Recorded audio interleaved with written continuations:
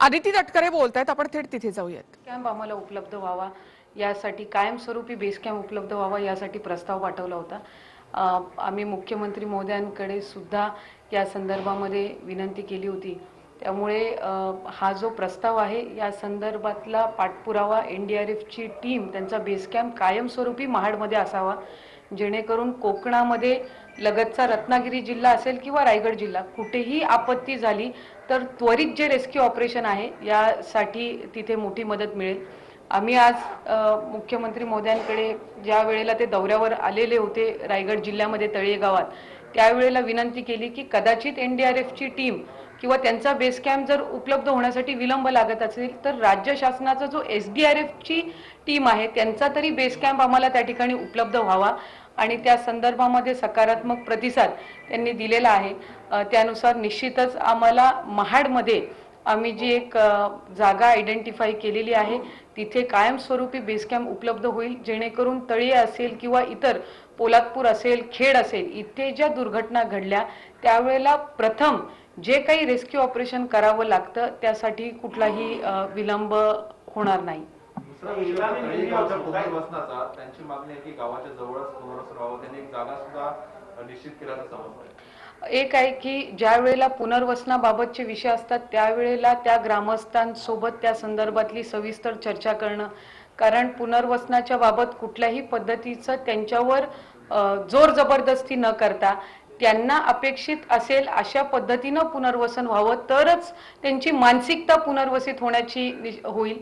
तळीये गावातले जे नागरिक आहेत यांच्यासोबत संवाद साधत असताना त्यांनी विनंती केलेली आहे शासनाला की आत्ता जिथे ती वाडी होती त्याच्या लगतच त्याच्या नजीकच त्यांना पुनर्वसित करण्यात यावं अशी एक त्यांनी विनंती केलेली आहे. आणि त्यानुसार सन्मान्य मुख्यमंत्री महोदयांनी सुद्धा ज्या वेळेला ते दौऱ्यावर आलेले होते त्या स्थानिक लोकांना त्यांनी आश्वासित केलेलं आहे की त्यांच्या इच्छेनुसारच त्यांच्या पुनर्वसनाबाबत शासन योग्य तो निर्णय घेईल आणि लवकरात लवकर आमची तर विनंती आहे की 6 महिन्यामध्येच ही संपूर्ण पुनर्वसनाची जी काही प्रक्रिया आहे, कारवाई आहे ही त्या ठिकाणी झाली पाहिजे. NDRF का जो बेस कैंप बनाने का फैसला हुआ, कितना फायदा होगा आने वाले भविष्य? एक है NDRF का जब बेस कैंप मिलेगा तो इनिशियल जो रेस्क्यू ऑपरेशन रहता है उसमें गति प्राप्त होगी. हर बार हमारे जो लोकल रेस्क्यू टीम्स रहते हैं, अब निसर्ग साइक्लोन भी हमने देखा है, तोकते साइक्लोन देखा है, पिछले साल तारिक गार्डन जो एक बिल्डिंग थी वो भी दुर्घटना वहां पे घटी थी, तभी हमने देखा है कि पुणे या ठाणे से जब ये NDRF की टीम्स जब तक पहुंचते हैं तब तक 8 से 10 घंटे बीत चुके होते हैं. तो जो इनिशियल रेस्क्यू ऑपरेशन है उसके लिए वहां पे NDRF का या फिर SDRF का बेस कैंप होना जरूरी है. उनके पास जो इक्विपमेंट्स रहते हैं उससे एडवांस रेस्क्यू ऑपरेशन जल्द करना वहां पे पॉसिबल हो जाता है. तो इसलिए हमने आज जब ऑनरेबल चीफ मिनिस्टर तलिये गांव में आए थे तभी उनसे ये दरखास्त की थी कि हमने लास्ट ईयर नवंबर 2020 में जब निसर्ग साइक्लोन के बाद हमने ये जो प्रस्ताव है वो राज्य शासन की ओर से केंद्र शासन को भेजा गया था.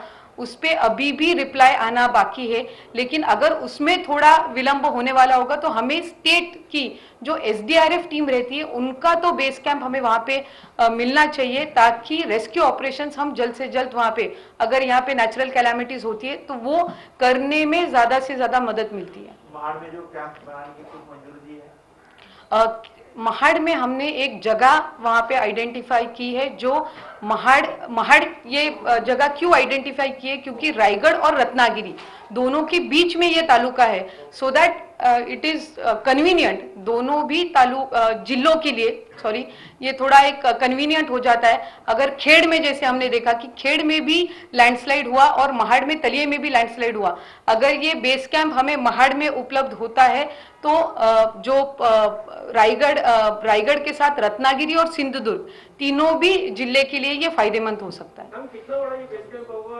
NDRF की कितनी टीमें वहां पर ये बेस कैंप NDRF या SDRF के जो नॉर्म्स रहते हैं उनके बेस कैंप के जो क्राइटेरियाज है उस हिसाब से ये बेस कैंप वहां पे होना होगा.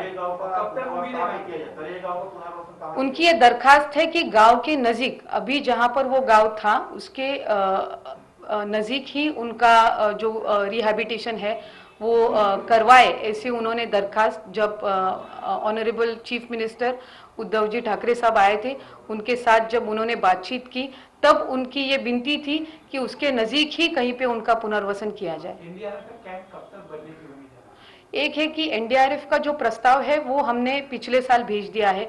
अगर उसको थोड़ा विलंब होने वाला हो तो हमें एसडीआरएफ, स्टेट गवर्नमेंट का जो एसडीआरएफ कैंप है, उसकी जो कुछ अप्रूवल है वो हमें जल्द से जल्द दी जाए, ऐसे हमने आज दरखास्त की है। और उस हिसाब से honourable chief minister Uddhav ji Thackeray साहब ने भी एक पॉजिटिव रिप्लाई दिया है। हमारी ये विनती रहेगी कि हम अगले नेचुरल कैलामिटी की हमें जब हो, आई मीन जब भी कभी भी जरूरत पड़े, रत्नागिरी हो, रायगढ़ हो, सिंधुदुर्ग हो, उस वक्त ये कैंप वहां पे होना चाहिए। अगर हम देखें तो पिछले 5 सालों में तकरीबन 3 साइक्लोन्स ये ऑलरेडी हम भुगत चुके हैं। 2-3 और नेचुरल कैलामिटीज हो, फ्लड्स हो, उससे हम गुजर चुके हैं। तो हमारी तो ये प्रार्थना रहती है कि ऐसी कोई घटना कभी घटे ही नहीं, लेकिन फिर भी अगर ये हो तो पहले अगर ये बेस कैंप वहां पर हो, एसडीआरएफ या एनडीआरएफ की टीम्स ऑलरेडी अगर मौजूद हो, तो हमें जो रेस्क्यू ऑपरेशंस है उसमें अधिक सहायता मिलती है और ज्यादा से ज्यादा उनके पास एडवांस इक्विपमेंट्स रहते हैं। कभी भी कोई जख्मी नागरिक हो या कोई डेड बॉडी हो, तो उसको निकालने में जो इक्विपमेंट्स लगते हैं वो हमारी लोकल रेस्क्यू टीम्स के पास उतनी इक्विपमेंट या फिर उतनी उनकी तैयारी नहीं होती है। तो इसलिए अगर ये बेस कैंप्स मिले तो ज्यादा से ज्यादा रेस्क्यू ऑपरेशंस हम लोग जल्द कर पाएंगे। Thank you. राहत पैकेज के लिए कोई बात हुई? उस बारे में मुख्यमंत्री जी उद्धव जी ठाकरे साहब ही आप सबसे संवाद साधें। Thank you. इकडचे पालकमंत्री अदिती तटकरे यांनी ही माहिती दिली आहे। महाडमध्ये बेस कॅम्पसाठी जागा निश्चित करण्यात आल्याचं त्यांनी म्हटलं। रायगडमध्ये एनडीआरएफचा बेस कॅम्प असावा अशी मागणी त्यांनी यामध्ये केली होती। मंत्रिमंडळाच्या बैठकीमध्ये यावर चर्चा झाली। मुख्यमंत्री यावर सकारात्मक आहेत असंही त्यांनी म्हटलं। पार्श्वभूमीवर व्यापाऱ्यांचं आधीच खूप मोठं नुकसान झालेलं आहे। त्यात जर आपण बघितलं, महाड शहर असेल, महाडच्या लगतची गावं असतील, पोलादपूर असेल, चिपळूण शहर असेल, हे पूर्ण 2 दिवस लगभग पाण्याच्या खाली होतं आणि 22 ते 25 फूट पाणी या ठिकाणी होतं। त्याच्यामुळे जास्तीत जास्त नुकसान भरपाई मिळणं ही सगळ्यांचीच त्या ठिकाणी विनंती आहे। आणि याचबरोबर त्यांना इतर ज्या काही अडचणी येतात, इन्शुरन्स बाबत असतील किंवा पूर्वपदावर येण्यासाठी असतील, या संदर्भातही त्यांनी अनेक विनंत्या केलेल्या आहेत। पण एक याच्यामध्ये सुदैवानी बाब आहे की ज्या दिवशी ही घटना, ही दुर्दैवी घटना घडली किंवा ज्या वेळेला 2 दिवस पूर परिस्थिती होती, त्याच्या दुसऱ्याच दिवशी सन्माननीय मुख्यमंत्री उद्धवजी ठाकरे साहेबांनी त्या ठिकाणी पाहणी दौरा केला। त्यांनी जे नागरिक आहेत यांच्यासोबत संवाद साधला। त्यानंतर कोल्हापूर, सांगलीचा दौरा आदरणीय उपमुख्यमंत्री अजितदादांनीही केला। त्यानंतर पालकमंत्री म्हणून आम्ही सगळेच जण सुरुवातीपासून त्या ठिकाणी होतो। त्याच्यामुळे एकंदर असणारी परिस्थिती ही आम्ही तितकीच अनुभवलेली आहे आणि त्यामुळे सन्माननीय मुख्यमंत्री महोदय त्याला अनुसरूनच जास्तीत जास्त भरपाई किंवा दिलासा देण्याचा, एखाद्याची ज्या वेळेला जीवितहानी होते याची नुकसान भरपाई तर कुठलं शासन देऊ शकत नसतं। आपल्या कुटुंबातली ज्या वेळेला एक व्यक्ती आपण गमावतो, त्यावेळेला त्या गमावलेल्या व्यक्तीची नुकसान भरपाई हे कुठल्या शासनाला देणं शक्य नसतं, पण त्याच्या कुटुंबाला जास्तीत जास्त आधार देणं आणि जे मोठं नुकसान दोन्ही मोठ्या शहरांमध्ये झालेलं आहे, महाड असेल, चिपळूण असेल, खेड असेल, त्याचबरोबर जे लगतचे जिल्हे आहेत सातारा, सांगली, कोल्हापूर, इथेही जे नुकसान झालेलं आहे, त्यामुळे त्यानुसार जास्तीत जास्त पाठबळ दिलासा आणि आमच्या या 5ही जिल्ह्यांना पूर्वपदावर येण्यासाठी राज्य शासनाने नुकसान भरपाई त्याला अनुसरून द्यावी। जे केंद्र शासनाचे एनडीआरएफचे निकष आहेत याच्या पलीकडे जाऊन एक पाठबळ राज्य शासनाने द्यावं अशीच एक विनंती केलेली आहे आणि आम्हाला विश्वास आहे की राज्याचे मुख्यमंत्री उद्धवजी ठाकरे साहेब निश्चितपणाने आम्हाला जास्तीत जास्त पाठबळ देऊन पूर्वपदावर येण्यासाठी मदत करतील। धन्यवाद।